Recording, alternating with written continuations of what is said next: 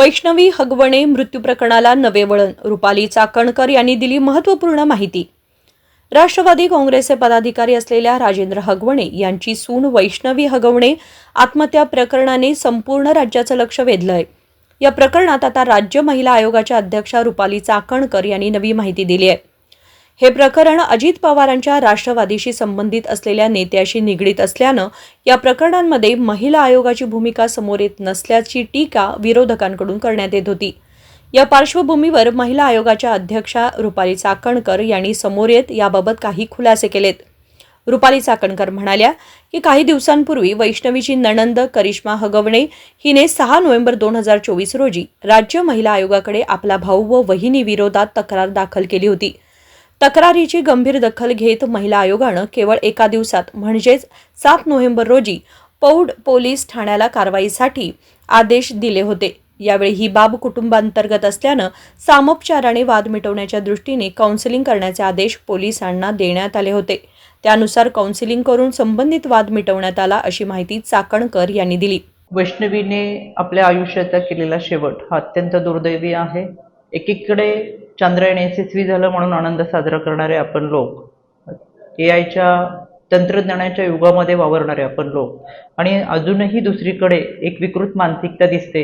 म्हणजे हुंड्यासाठी पैशासाठी जर छळ होत असेल आणि त्यामुळे या विकृतीच्या मानसिकतेला बळी पडून आत्महत्या करण्यात वैष्णवीने आपलं आयुष्य संपवलंय। मी याचा जाहीर निषेध करते। याच घटनेच्या संदर्भात बोलायचं असेल तर थोडंसं खुलासाने मला आवर्जून सांगावंसं वाटतं। 6/11/2024 रोजी करिश्मा हगवणे यांनी राज्य महिला आयोगाला तक्रार दाखल केली होती, पण ही तक्रार होती ती भाऊजय आणि भाऊ यांच्या विरोधात।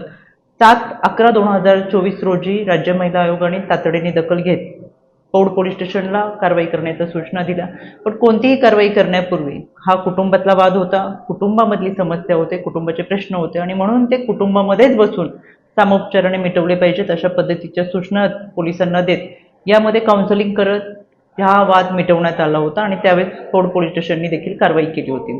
वैष्णवीने आता जी आत्महत्या केली यामध्ये कोणत्याही पद्धतीची तक्रार वैष्णवी स्वतःकडून किंवा माहेरच्या लोकांकडून ही आयोगाला आलेली नव्हती। यामध्ये स्वतः राज्य महिला आयोगाने सुमोटो दाखल करत 19 तारखेला ही केस घेत संबंधित पोलीस विभागाला कारवाई करण्याच्या सूचना दिलेल्या आहेत। त्या अनुषंगाने आता यामध्ये 5 पैकी 3 आरोपी हे अटकेत आहेत। त्यामध्ये सासरा आणि दीर हे फरार आहेत। यासाठी मी स्वतः यामधील आयोग डोंगरे सर हे तपास करतात आहेत, आणि या फरार आरोपींच्या तपासासाठी 4 टीम हे तैनात केलेले आहेत। त्याच्यामध्ये क्राईमचे असेल, स्वतः पोलिसांचे असेल, सायबरचे असेल, आणि अँटी गुंडा टीम सुद्धा आहे जी त्यांचा तपास करते।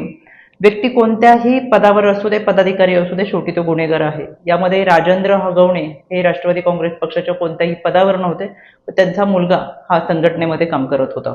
त्याच्यामुळे शेवटी गुन्हेगारी विकृतीला टेचून काढण्यासाठीची भूमिका ही राज्य महिला आयोगाची राहणार आहे। याच्यामध्ये पोलीस तपास करतात, गुन्हा नोंद झालेला आहे, कडक कारवाई केली जाईल। इथून पुढे वैष्णवी होणार नाही यासाठी मला आपल्या सर्वांना आवर्जून विनंती करायची। शेवटी ज्या पद्धतीने बालविवाहाच्या विरोधातला कायदा आहे, गर्भनिधन चाचणीच्या विरोधातला कायदा आहे, तसाच हुंडा प्रतिबंधक सुद्धा कायदा आहे। हुंडा देऊ आणि घेऊ नये यासाठी फार मोठ्या प्रमाणातल्या मोहीम ह्या महाराष्ट्रात राबवल्या जातात। त्याच्यामुळे जे कोणी हुंडा मागत असेल तर त्यांना खरं मुलगी नकोय, हुंडा आणि लालसा त्यांच्या मनामध्ये आहे। त्याच्यामुळे आपण तळहाताच्या फोडासारख्या जपलेल्या मुलीसाठी जर विवाह करत असताना कोणी हुंडा मागत असेल तर तातडीने पोलिसांकडे गुन्हा नोंद करण्यासाठी मागणी करा, कारवाई करा, आणि खऱ्या अर्थानं या कायद्याच्या चौकटीतून कायदा अधिक सक्षम आहे, पण त्या पद्धतीने आपली भूमिका मांडण्यासाठी आपण सगळेजण एकत्रितरित्या काम करूया। Bureau report, SBN Marathi.